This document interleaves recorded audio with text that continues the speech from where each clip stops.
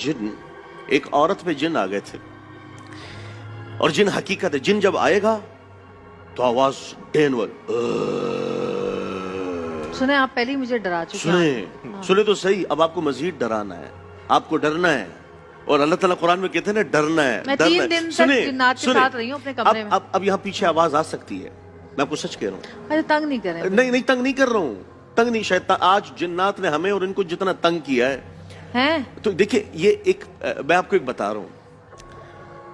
तो एक खातून पे जिन आ गए। अच्छा, जिन जब आता है ना, तो जिन जहां होगा वहां गोश्त के जले हुए की स्मेल आती है। अच्छा, जिन जहां होता है जले हुए की स्मेल आती है।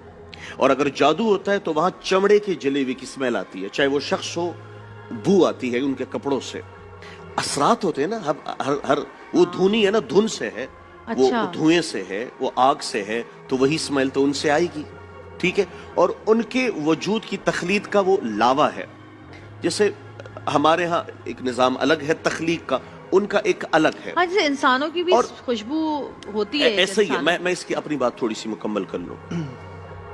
तो जिन जब आए तो अच्छा, जिन जो है पलक झपकता नहीं है, वो देखेगा आपको। अच्छा, किसी पे जिन आ गया और यूं भी कर रहा था, आप समझे कर ड्रामा कर रहा है।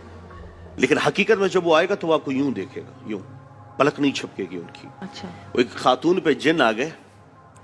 जिन आते ही तो अब एक मौलाना साहब, मौलाना साहब, अल्लामा साहब, पीर साहब, कोई भी अब इनकी तरह इल्मियत जानने वाले तो बहुत कम हैं जिन्होंने इन तक पहुंचने में बुनियादी किरदार अदा किया हो। ये इल्म है।